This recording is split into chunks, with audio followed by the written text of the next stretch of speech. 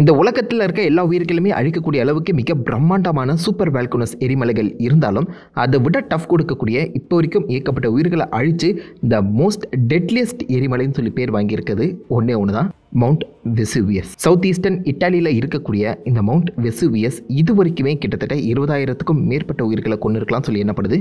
மிக முக்கியமாக பாம்பை ஒரு மிகப்பெரிய சிட்டி நகரத்தையே மண்ணோட மண்ணாக்கியிருக்கேன். இப்போவும் தோண்ட தோண்ட மனித உடல் படிமங்கள் கிடைச்சிட்டு இருக்கு. இந்த படிமங்கள் எப்படி மனித உடல் ஃபார்ம்லேயே இருக்குது, அதுவும் செத்த சமயத்தில் என்ன ரியாக்ஷன் கொடுத்துருப்பாங்களோ அந்த ரியாக்ஷன்லேயே உறைஞ்சிருக்குல்ல. இதுக்கு என்ன காரணமாக இருக்கும்? எப்பவும் அந்த எரிமலையை சுற்றி 60 லட்சம் மக்கள் வாழ்ந்துட்டு இருக்காங்களாம். இப்போ அந்த எரிமலை வெடித்தா என்ன நடக்கும்? தப்பிக்க ஏதாவது வாய்ப்புகள் இருக்கா? திஸ் இஸ் அன்சைன்ட், உயிர் பலி வாங்கிய எரிமலை. இத்தாலி கல்ஃப் ஆஃப் நேபிள்ஸில் தான் மவுண்ட் வெசுவியஸ்ன்னு சொல்லப்படுற இந்த எரிமலை அமைஞ்சிருக்கு. இது ஒரு ஸ்ட்ராட்டா பால்கனோன்னு சொல்கிறாங்க. வாய் அகண்டு இருக்கும். இதோடைய உயரம் கிட்டத்தட்ட 4000 அடி.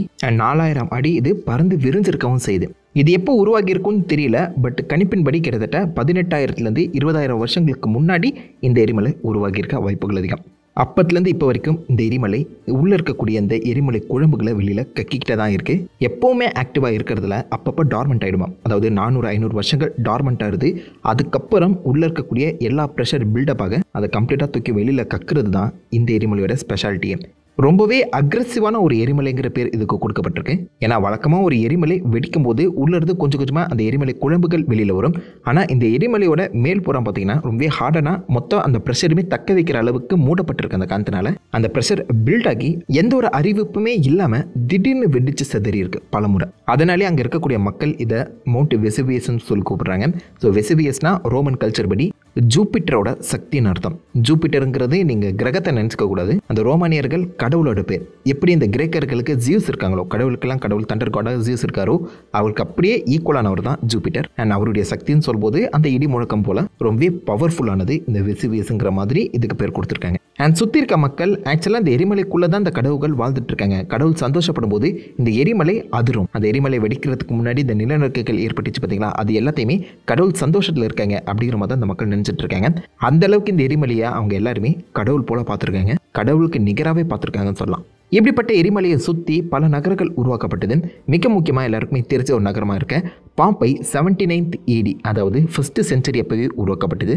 பாம்பை மட்டும் இல்லை, அதுக்கு பக்கத்தில் இருக்க ஹெர்குலேனியமும் இந்த எரிமலையை ஒட்டி தான் இருக்குது. ஒரு சாதாரண வாழ்க்கை தான் அவங்க வாழ்ந்துட்டு இருந்தாங்க. அண்ட் இந்த எரிமலை 400 வருஷங்களாக அப்போதைக்கு டார்மெண்ட்டாக இருந்திருக்கு. எரிமலையை சுற்றி பல மரங்களும் வளர்ந்துருக்கும் போதே உங்களுக்கு புரிஞ்சிருக்கணும், எரிமலை 400 வருஷங்களாக வெடிக்காமல் அமைதியாக இருந்திருக்கு.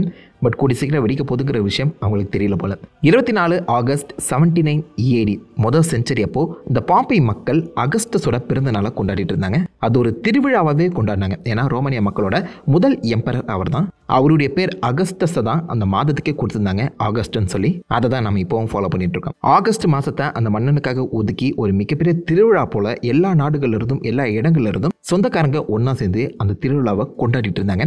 அவங்களுக்கு தெரியல அதுதான் அவங்க கொண்டாட போகிற கடைசி திருவிழான்னு. அப்போதைக்கு அந்த எரிமலை வெடிக்கிறதுக்கு ஒரு 10 நாள் முன்னாடியில் இருந்தே கொஞ்சம் கொஞ்சமாக நிலநடுக்கங்கள் அதிகமாக ஆரம்பிச்சது. ஸோ அவங்க என்ன நினச்சிக்கிட்டாங்கன்னா, நம்ம இங்கே கொண்டாடிட்டு இருக்கோம், திருவிழாவை என்ஜாய் பண்ணிட்டு இருக்கோம், நம்மளை போலவே இந்த கடவுள்களும் திருவிழாவை ஜாலியாக என்ஜாய் பண்ணுறாங்க போல, அவங்களுக்கு அது ரொம்ப பிடிச்சிருக்கு போல அப்படிங்கிற மாதிரி நினச்சி எரிமலையோட அந்த எச்சரிக்கைகளை பார்த்தீங்கன்னா கண்டுக்காமல் அவங்க பாட்டுக்கு சந்தோஷமான ஒரு வாழ்க்கையை தான் வாழ்ந்துட்டு இருந்திருக்காங்க.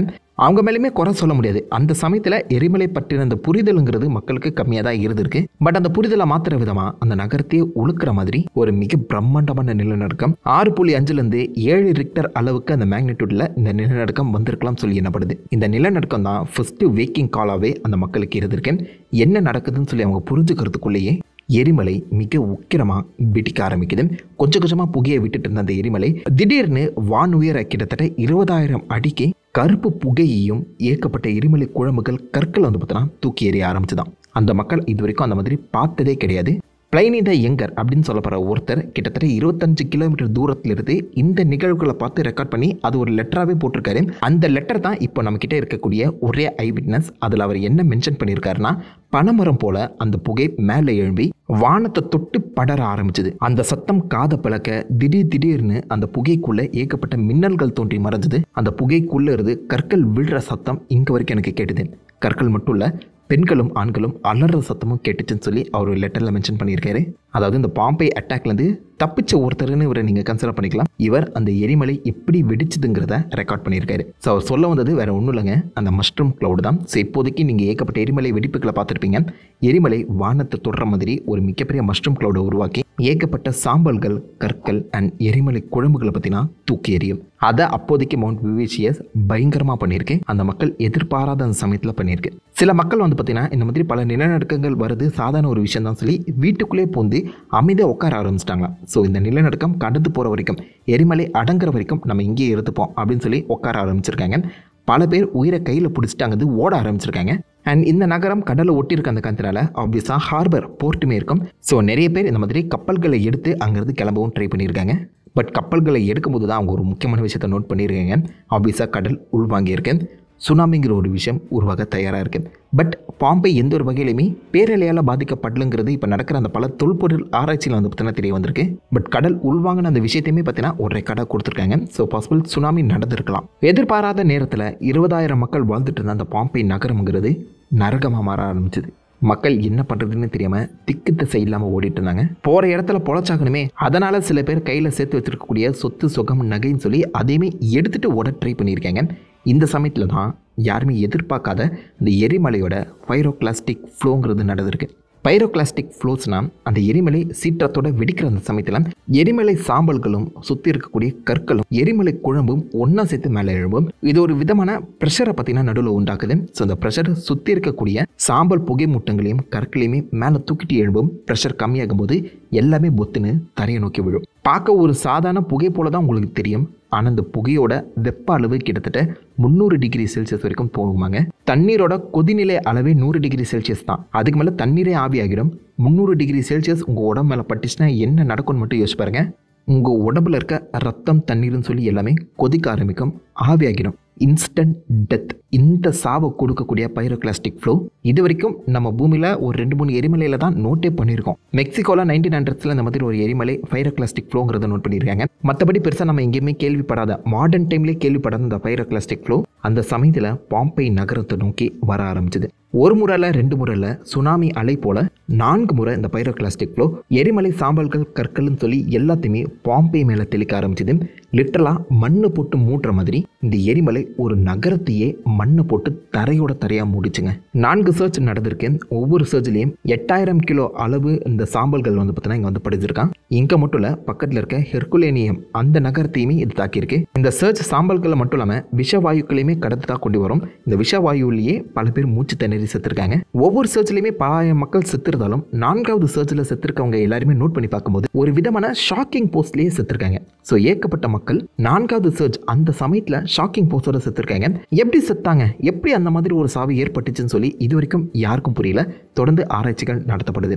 ஸோ பாம்பே இந்த எரிமலை வெடித்து 3வது நாள் மொத்தமாக மூடப்படுது. அப்படிங்கிற ஒரு நகரமே இல்லாத அளவுக்கு ஒரு மாற்றம் ஏற்பட்டிருக்கு. அங்கே வாழ்ந்த சில பேர் வந்து பார்த்தீங்கன்னா தப்பிச்சிருக்காங்க.